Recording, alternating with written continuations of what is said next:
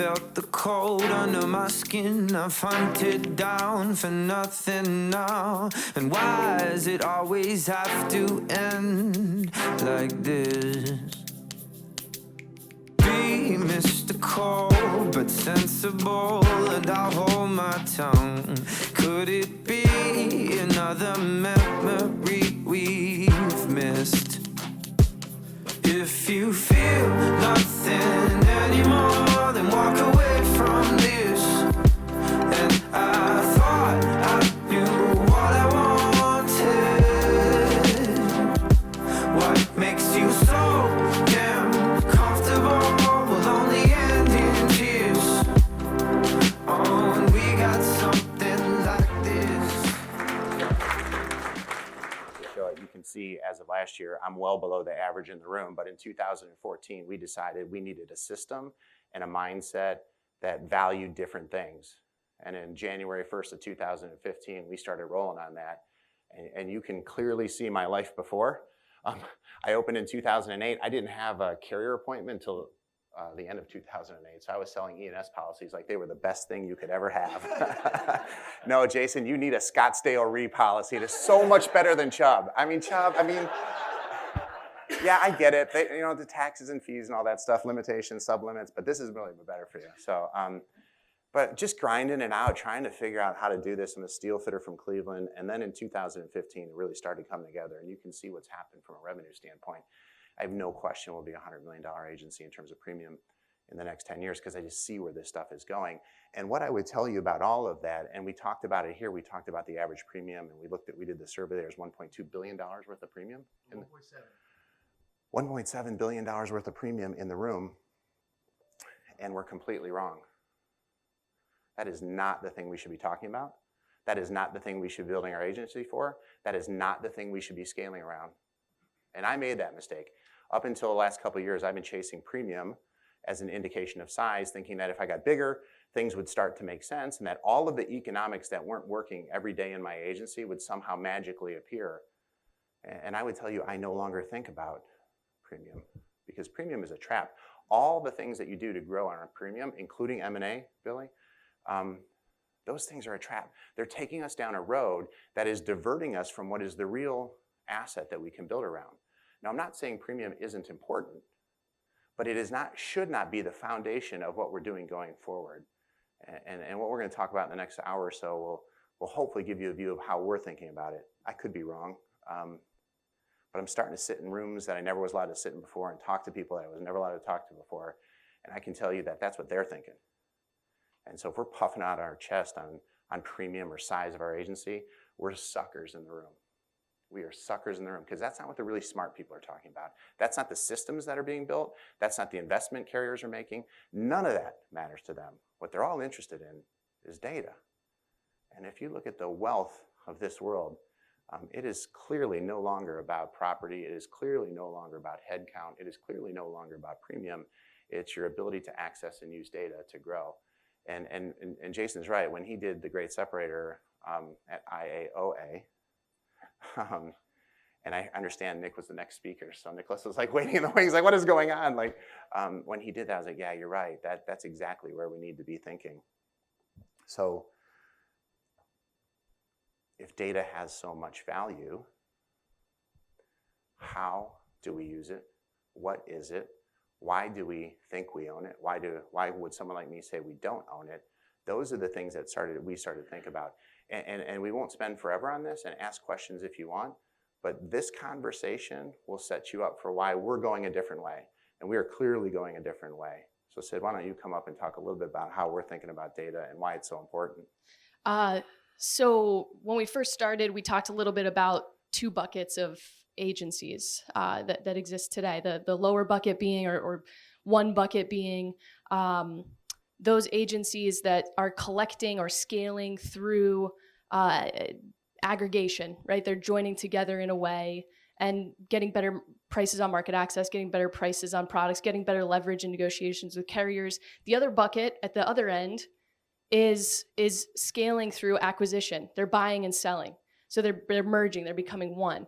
And how is that middle agency scaling, right? Like, what are we actually doing? How many people in the room are using one piece of technology in their agency? Just one. Oh my God, you guys are scaring me. Nobody uses one piece of technology in their agency? Just give me at least one. Oh. Man, you'd think I'd never spoken before. Jeez.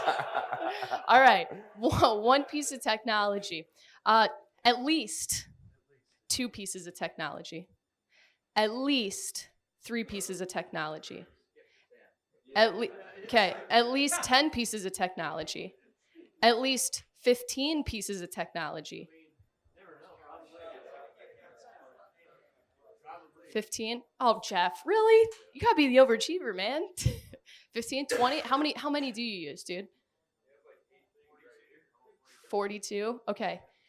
That's a lot of money to be spending on technology. And we're all doing it as individual businesses. He's gonna go to ActiveCampaign and he's gonna negotiate a deal and say, I'm gonna pay this much with ActiveCampaign, and he's gonna go and he's not gonna talk to this guy, right? They don't even know that, right? They might be both insurance agencies, but you're and then he's going over and doing the same thing. We're all spending the highest cost, like the market value individually in our businesses for all of these pieces of technology. Oh, and by the way, none of them connect. Do any of them, are you at all able in some way to pass that data in a meaningful, intentional way between those pieces of technology? If you know what you're doing, all right? And the right technology. Zapier, yeah, with your agency management system too? Pretty much, okay. Yeah, it's not easy. How many of you guys are actually connecting your siloed pieces of technology? Okay. Insurance Agent Mobile app connects with my thing. Okay. I'm just trying to get a shout out. Yeah. Woo woo. Okay, that wasn't a lot of hands though, right? So even if it is possible, it's not something a lot of people know about. It's difficult to do. How much time do you spend? Okay, so now we're spending even more resources from our agent. I mean, the list goes on, right? The problem is that is the solution that everyone is scaling on in that middle bucket. So it's an incredibly costly place to scale. So instead of thinking about scaling through technology, right? Scaling and seeing that those tools and those individual pieces of tech as the thing to scale on. I'm going to get this tech, I'm going to piece it all together, and I'm going to be the most digitally savvy agency. Take the next step. What are those pieces of technology producing every single day? Right? What are we creating every single day, and what value does that have in the marketplace? Can we scale on that? Right? Can we scale on that thing, which is data? But that's not the cool part.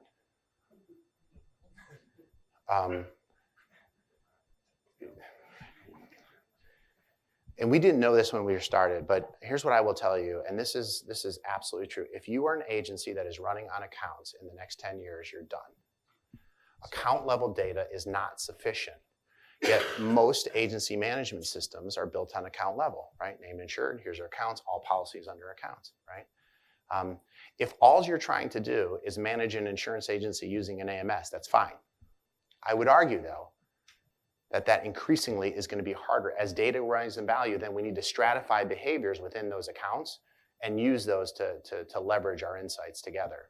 What we found in that process is we needed to switch from account management to interaction. So rather than managing John's, Horvath's, home, and auto, we just need to manage whatever John does next, whether it's a phone call, a DM through social, a certificate, a policy change, and make it through there. Once it's in that packet, so to speak, or that form, we can now move it into a data lake and we can compare it. In this room, we can compare all our certificate requests together. We can't really capture that in account level data. And I'll give you for an instance. Customer calls in, not in the account, usually, unless you've got the best CSRs in the world. They take a note on the VIN number for the change. They put it in Outlook to email to the underwriter, right? Not in the data set, not in the data set. VIN number's wrong, call back the customer, not in the data set. 16 interactions later, the first thing that shows up in your data set is a download saying, yes, we changed the vehicle. One data point. We lost customer time of day, preference, mode of communication, all of the things that would begin to create this digital second life about the customer that Sid was talking about. And if you agree that that has value, we lost it all. So here's what we came across. If we put it into interactions, and if we measure everything in interactions, now we have a standard format, a packet of data. We can move it to a central place where everybody in this room can compare that interaction, and we can leverage it, structured in a way that insights can come back to us at a much more efficient level. So for instance, in this particular view, you can see that Imperial Tree wanted to change a driver. So they're saying, hey, we're about to hire a driver. Will you run a MVR? Yeah, right? We get that call all the time. So you can see that everything that happens with this request goes into this case. Every email in the case, every phone call in the case, every new task in the case, every follow-up event in the case. Now everything about this transaction is put into one digital document. Now it can be moved anywhere. It has the customer interaction in it has the agent interaction, and it has the carrier interaction in it. So now using one data packet, we can measure the whole transaction beginning to end. And we can assign liability to it.